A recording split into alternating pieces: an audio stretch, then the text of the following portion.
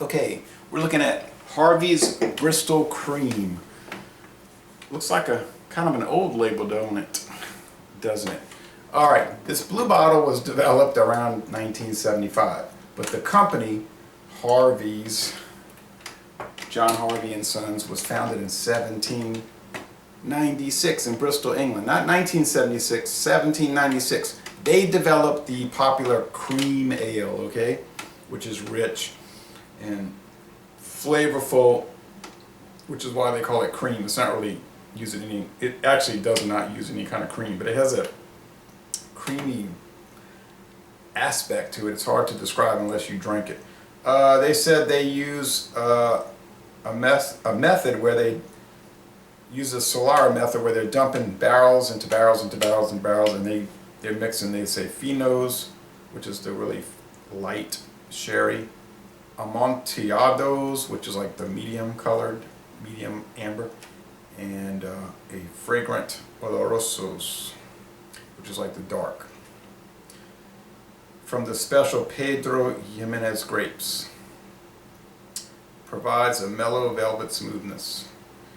Matured in the finest oak casks in the region of southwest Spain, around the city of Jerez de la Frontera. Jerez, sherry, that's how the word comes about. Frontera meaning on the frontier next to Portugal. Okay, anyway, I was in Kenner, Louisiana on US Highway 61, and the guy was in this corner store was like, I make you a deal, because he wanted to charge me $14.99, and I was like, I don't think so. That's the normal price, but with the, the new bottles, we got it down. I thought it was 10. He charged me $10.99. Okay, no big deal. I started reading about this company, Allied Domecq Wines USA.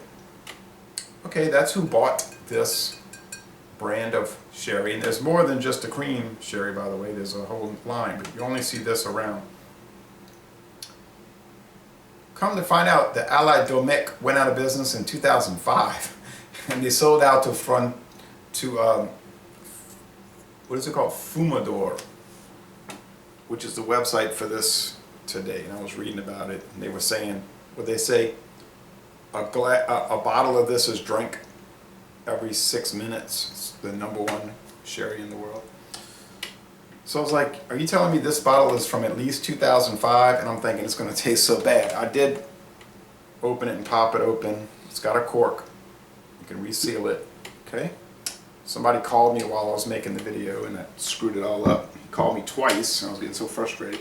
People often ask me, why do you do beer and sherry and brandy videos like at 6:50 in the morning?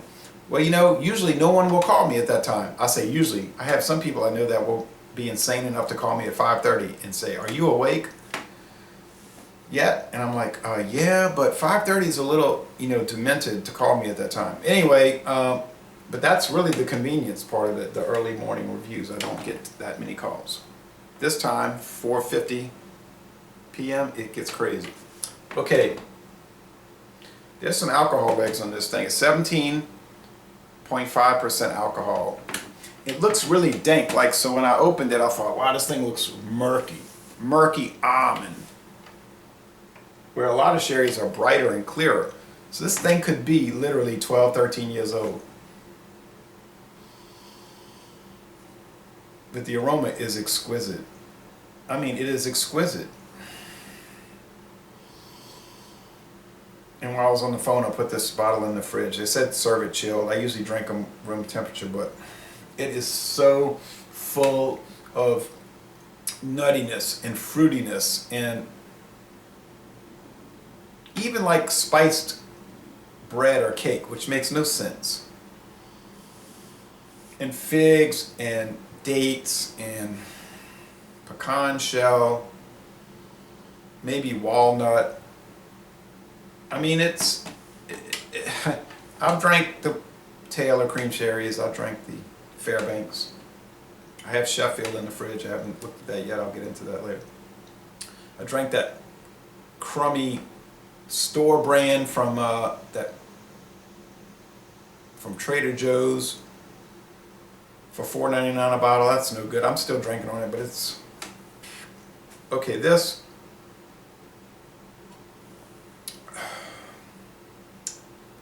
It is the best I've had so far, and I know there's a lot better ones than this.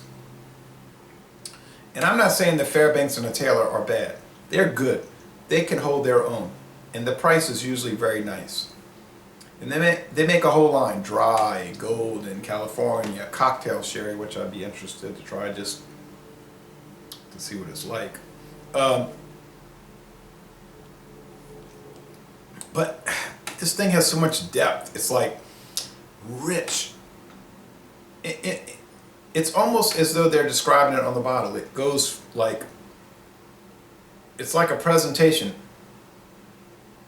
Light, medium, dark, rich. And some of the English viewers told me you got to try the Harveys Bristol cream, and I think Arthur Kulik from Germany tried it and he said it was really fantastic. And I said, I'm going to get to it. And I just got kind of a deal on it. I mean, if you want to call 12, 13, 14-year-old sherry for $10.99 a deal, I could have bought the fresh for $15.99 or $14.99, or maybe even on sale for $13.99.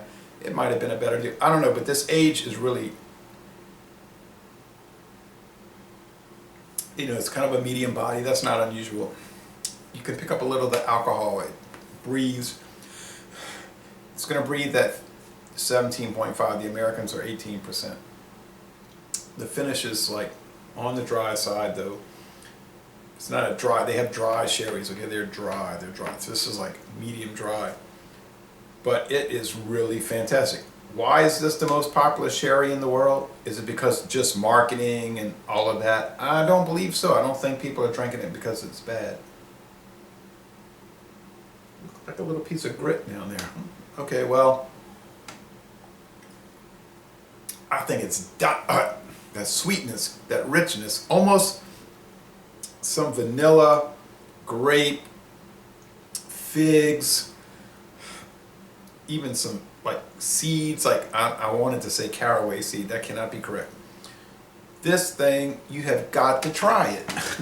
I am so happy I've tried it. So, dynamite product. Harvey's Bristol cream.